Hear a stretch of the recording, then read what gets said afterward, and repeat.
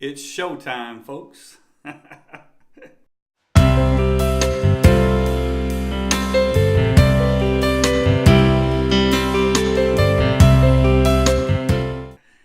Hey, thanks for tuning in my channel. You look good today. Hey, ever wonder why contractors are paid more than you? You're doing the same work they do, but they get paid more. It just doesn't seem fair, does it?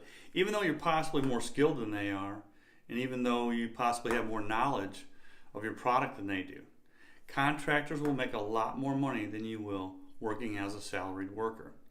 Let us know in the comments if you've experienced this personally, please. It'll help us all out. I noticed this back when I was first getting started in the construction field in the early 1980s. I was working for a commercial electrical firm, and the job was extremely behind due to weather delays as the job was coming up out of the ground, as they say, or beginning of the job. The only rough structure stood at this point. It was decided the fire and safety alarm portion of the job would be subcontracted to another electrical contractor, an independent contractor as they're referred to. This would ease the burden somewhat and let the company that I worked for concentrate on the standard wiring and such and getting this project back on schedule. No one can predict the weather, of course, so this is what had to be done to get this badly needed school open on time. I was working side by side with these new contractors, and if you didn't notice the t-shirts with different logos on them, you wouldn't know they worked for my company. They were bending conduit, drilling holes in concrete, and pulling wires just like my company. So working side by side for many months, eating at lunch and breaks together, you get talking, right? Wait a minute. You get paid how much? Again, working side by side, doing the same work. I had to ask again. You get paid how much? These contractors were being paid almost 5 times as much as I was while doing the same work. Crap. Can you imagine? This had a big impact on me. I was still pretty young, and I was a single dad at the time, so the whole, I need a job with benefits and a future mentality was still my way of thinking. I didn't go out on my own right away. I actually had the corporate mentality, but after years of layoffs and back-ons, I had enough. You may have already heard my story. I got laid off 3 weeks before Christmas that year with no warning or promise of rehire, and it had happened time after time after time. And the layoffs were all economy related. We were all in that same boat. The economy was tanking on and off, and I just had to ride the storm out. But at this point, I'd finally had enough. And that experience of the contractor making so much more money than I for the same exact work, well, it didn't exactly go away, Now, that said, and being fair, contractors had to cover their costs. My employer covered mine. Those are the cold hard facts. But 5 times more money covers a whole lot of benefits, gas, and tools. Now, I never look back on my decision to go out on my own. Let me ask you, what's holding you back? Have you pinpointed the reason? How about letting me know in the comments where you're at on this? Something I would like for you to keep in mind. I don't know if you've thought about this at this angle or not. When you're employed by a company, you most likely have one boss. Okay, that makes sense. Generally, that boss has a boss, but you mostly are dealing with someone directly above you. This boss has the ability to love you, hate you, give you praise, give you a raise, or not give you a raise. What if there was a personality conflict, though, even though you were certainly doing your job and doing it well? There's something between you and the boss that just doesn't jive. In this case, what would be his or her motivation to bring you up the corporate ladder? Maybe the company you work for so hard and spend most of your time working for is struggling financially for whatever reason. That could be a reason that things aren't going well.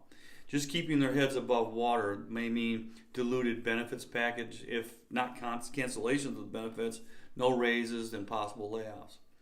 Now, my point, in the contracting world, you are in complete control of what happens to you. You have many bosses. If one client gets mad, it happens, and lets you go, it doesn't stop your world until you get another job. You have other jobs, many other jobs. You control your benefits and the level of them.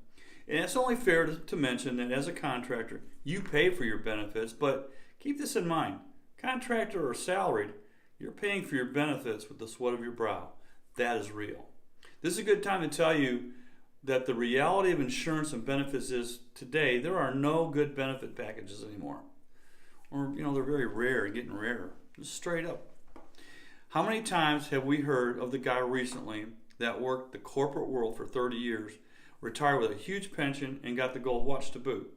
It's not too often these days. That's old school.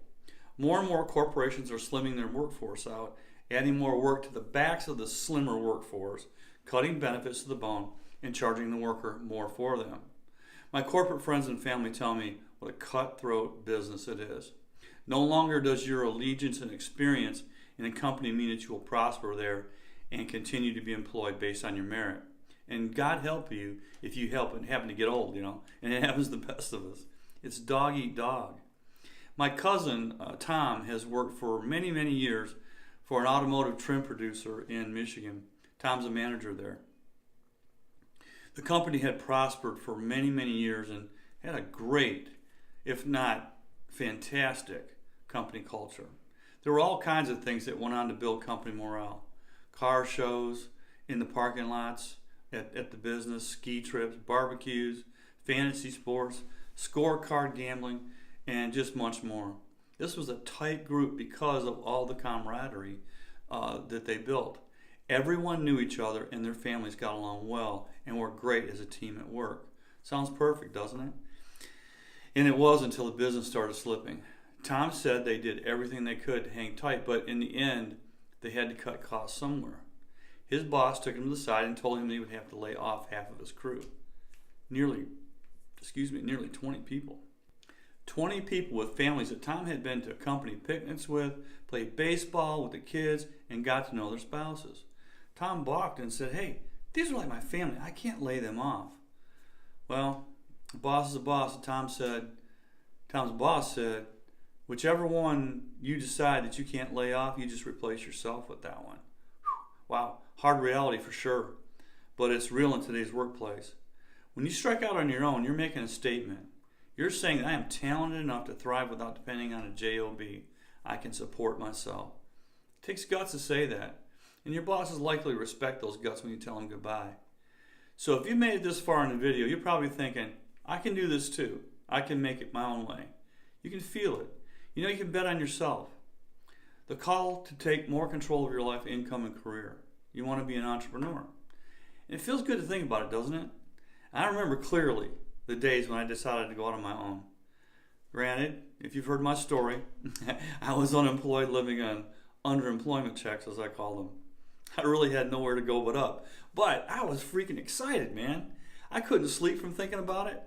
How I was going to store my tools, how I was going to design my invoices, where I'd get them printed, how I was going to get clients, and how would I charge them for my work, and where the hell was I going to get the money to do all this?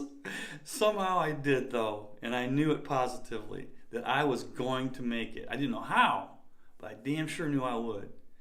So how do you quit your job and start your own gig? You start working on yourself now. Work on the attitude that you have to have that says you will not fail.